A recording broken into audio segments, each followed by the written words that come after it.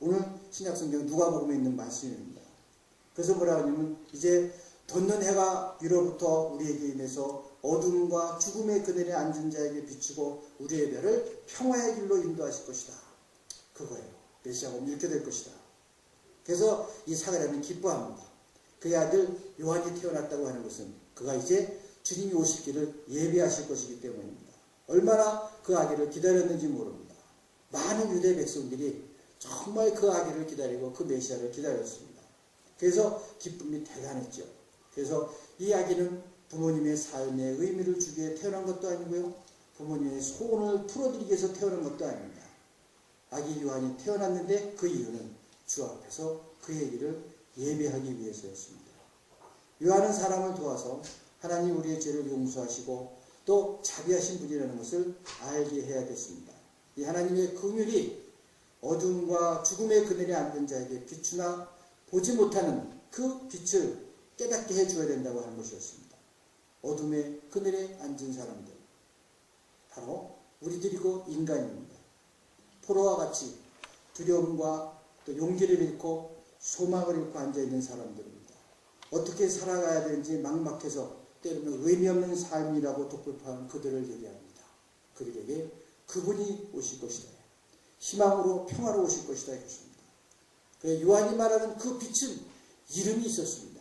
예수 그리스도입니다. 그분과 함께하면 두려움이 사라지고 용기가 나고 소망이 셉니다. 요한과 함께 사람들은 새로운 길을 찾게 될 것입니다. 바로 그분이 우리에게 주시는 평화의 길입니다. 이 어둠과 죽음의 그늘에 있던 사람들은 일어나 걷게 될 것입니다. 왜냐하면 요한이 그 빛을 증거하며 소망을 줄 것이기 때문입니다. 바로 이것이 그에게 주어진 사명이요 또한 대강절에 우리가 기다리는 바로 그 빛이요 그 소망입니다. 선물은 우리가 생일을 맞거나 해서 성탄절이 되면 선물을 받습니다. 내가 무엇을 해서 받는 게 아닙니다. 내가 생일을 맞는 것이라 성탄절이 돌아오는데 내가 한 일은 없습니다. 그런데도 선물을 받습니다. 아기도 이와 마찬가지입니다. 아기는 우리에게 주시는 하나님의 선물입니다. 바로 그렇게 우리에게 위탁하신 것이었습니다. 이 임무가 얼마나 중요했는가. 사가랴와 엘리자베스에게 주어진 그 요한은 큰 사명이었고 그가 바로 세례 요한이었습니다. 예수님 오실 길을 마련하기 위해서 광야에 살면서 메뚜기와 꿀을 먹고 살았습니다. 이 노래를 부르는 사가랴는 이런 일이 아직 어떻게 이루어질지 하나도 알지 못합니다. 어떻게 이 아기가 주님 오실 길을 예비할지 하나도 모릅니다. 그러나 분명한 것은 그분이 오실 것이요 그분의 길을 이 아들이 예비할 것이라고 하는 것입니다. 그러나 하나님이 어둠을 비추시는 빛을 비추실 것이다 하는 것이에요. 그래서 이 아기 요한은 예언자가 될 것이고 광야에서 살고 하나님에 대한 많은 것을 가르치고 예수님에게 세례를 베풀 것이다. 이것이 그의 앞으로의 일이었습니다. 여기서 중요한 것은 세례 요한은 세상의 빛이 아니라고 하는 것입니다. 그러나 그는 그 빛을 보여주었습니다. 보여주는 것, 요한이 세상을 구원하는 것이 아니라 그는 하나님이 인간을 속량하시고 두려움과 죄에서 구원하신다는 것을 믿고 보여주고 전하는 것이었습니다. 만약 요한이요, 글쎄 나도 잘 몰라, 그냥 기다려보지 이랬으면 얘기가 좀 달라졌을 거예요. 확실한 믿음을 가지고 예수님을 증거했고 구원의 길을 준비를 했던 것입니다. 우리들의 아이들도 또 우리들도 세상을 구원하겠다고 할 필요는 없습니다. 우리는 그 구원을 전할 뿐입니다. 그 빛을 체험하고 또 그 빛을 증거할 수 있을 뿐입니다. 우리가 하나님으로부터 온 그 빛을 믿을 수 있을 때 그 빛이 예수님이고 그 빛이 세상에 처음으로 말 구유의 빛주인 것을 말할 수 있을 때 그리고 그의 누우심이가 바로 세상의 소망이라는 것을 믿고 전할 수 있을 때 세상은 평화의 길로 한 걸음 한 걸음 다가갈 수 있을 것입니다. 하나님이 우리에게 이 빛을 선물로 주신다고 믿을 때 그리고 우리가 이 일을 할 수 있다고 믿을 때 그때 우리는 소망이 달라지고 또 세상은 평화의 모습으로 달라질 수 있습니다. 역사상 이 세상에서 이 지구상에서 어느 곳에서 한 곳이라도 전쟁이 없었던 해는 없었다고 합니다. 매년 어딘가는 전쟁이 있었대요. 전 잘 몰라서 제가 태어날 때부터 살펴보니까 진짜 그렇더군요.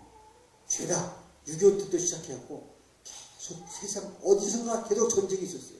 세계 역사를 따라가 보니까 전쟁이 없었던 해는 한 해도 없었어요.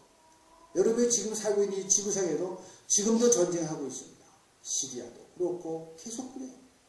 그게 우리가 살고 있는 이 지구라고 하는 이 현실입니다. 거기에 평화를 주시고자 했다고 하는 것입니다. 오늘은 첫 번째 대강절입니다. 이 평화의 길을 전하는 우리가 낙심하거나 의기소침할 것이 없는 것은 우리가 혼자가 아니라고 하는 것입니다. 하나님이 우리와 동행하시고 그리고 우리와 함께 하실 것이라고 하는 것입니다. 첫 번째 촛불을 밝힙니다. 그리고 주위를 돌아보면 기독교인들은 대단히 큰 공동체입니다. 사랑하는 여러분, 지금 우리는 세례 요한이 준비해야 할 예수님이 오실 때까지의 하나님의 역사를 같이 돌아보면서 메시아가 어떻게 오시겠는가 살펴봤습니다. 하나님의 예수 그리스도 안에서 그 구원의 역사를 완성하셨습니다. 그러나 모든 백성들이 하나님을 알고 섬기는 것 같이 완전히 성취된 것은 아닙니다. 이제 예수 그리스도가 이루신 구원의 길을 전하고 나눠야 되는 것은 우리들의 몫입니다. 예수님 우리를 대신해서 당신의 몸을 바쳐 십자가에 죽으시기까지 순종하셔서 그 구원을 이루셨습니다. 누구든지 주님을 영접하면 이 구원을 선물로 받을 수 있다는 것을 알리고 또 전하고 결단하게 하는 것입니다. 이제 우리는 이 대강절에 이스라엘 백성들이 메시아를 그렇게 오랫동안 간절히 기다린 것처럼 오늘 우리 기독교인들이 그 예수님이 이 구원을 완전히 성취하시기 위해 다시 오실 것을 기다립니다. 그래서 기다린다고 하는 대강절입니다. 주님 오셔서 이 세상에서 완전한 하나님의 평화가 이루어질 날을 기다립니다.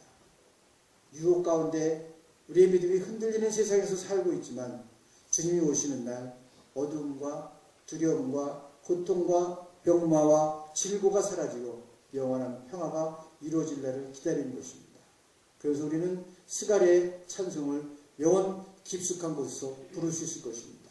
찬송하리로다 주 이스라엘의 하나님이여 그 백성을 돌아보사 구원하셨도다. 대강절에 우리는 그 함께 하시는 주님과 함께 오실 주님을 기다리며 이 소망을 전할 수 있기를 원합니다. 프랑스의 어느 파리에 있는 한 교회에 눈이 먼 소경 한 분이 교회를 다니고 계십니다. 얼마나 가난한지 그 사람은 그 당시에 프랑을 썼었죠. 1프랑도 헌금을 할 수 없을 만큼 가난했습니다. 헌금이라는 것은 없으면 안 한다 이런 얘기가 아니에요. 여러분 구약을 보면은 가난한 사람은 어떻게 제사를 지내는가까지 다 알습니다. 가난하면 소와 양과 염소를 못 드리면 비둘기를 드려라. 비둘기를 못 드릴 정도로 너무 가난하면 그러면 곡식 가루를 드려라. 구약에 너무 가난하면 하나도 안 드려도 된다. 그런 얘기를 했죠. 이게 여러분 헌금 정신입니다. 내가 나와 하나님과의 관계에 관한 얘기예요. 여러분이 헌금하고 안 하고 문제가 아니라 나하고 하나님의 관계의 문제입니다. 내가 그분을 어떻게 살아계신 하나님으로 내가 대하고 있는가. 한 푼도 드릴 수가 없어요. 이 사람은 너무 가난해서. 근데 어느 날 30프랑을 드리는 거예요. 한꺼번에. 당신 어떻게 30프랑을 드렸냐. 그랬더니 드릴 게 없는데 가만히 생각해 보니까 그 당시 파리에서 저녁에 전깃불을 켜면 1년에 30프랑이 든대요. 나는 저녁에 전깃불을 필 필요가 없으니까 그 돈을 내가 모았답니다. 저녁에 불 킬 비용은 30프랑을 모았습니다. 우리가 전하는 마음은 이겁니다. 없어서 힘이 없어서 능력이 없어서가 아니라 나에게 있는 것을 보는 겁니다. 나에게 무엇이 있는가. 내가 주님의 일을 하기 위해서 이 소망을 전하기 위해서 나에게 무엇이 있는가. 주님께서는 우리를 위해 자기 몸까지 나누셨습니다. 나는 과연 나에게 나눌 수 있는 것이 무엇일까. 이것을 생각하고 주님 다시 오실 것을 소망하면서 우리들의 나눔을 통해서 평화를 이루어가는 우리 성도와 공동체가 되시기를 주님의 이름으로 간절히 축원합니다. 기도하시겠습니다. 자비하신 하나님 감사합니다. 대강절 첫째 주님 앞에 나왔습니다. 주님, 우리를 위해 이 땅에 오셨고 영원한 역사와 즐거움 가운데 하나님의 명에 순종하며 당신을 이루어 우리의 구원을 이루신 것을 기억합니다. 주님, 이 음성을 듣지 못한 사람들, 음성을 듣고도 돌아선 사람들, 주님 믿음을 가졌다가도 낙심하고 실망해서 돌아선 사람들, 아버지 하나님 모두 주님 앞에 저희들이 부를 수 있기를 원하고 우리들의 나눔과 평화의 길을 통해서 이 땅에 주님이 이루고자 했던 평화를 이루기를 원합니다. 주님 오실 때까지 아브라함이 단 한 명의 아들과 손바닥만한 무덤을 가지고도 아버지의 약속을 믿고 소망했던 것처럼 우리의 굳은 질고와 어려움이 있더라도 하나님의 약속을 믿고 오실 주님을 기다리며 소망의 사람이 되기를 원합니다. 평화를 이루는 사람이 되기를 원합니다.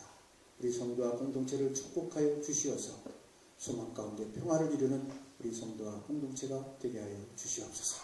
예수님의 이름으로 간절히 기도하옵나이다. 아멘.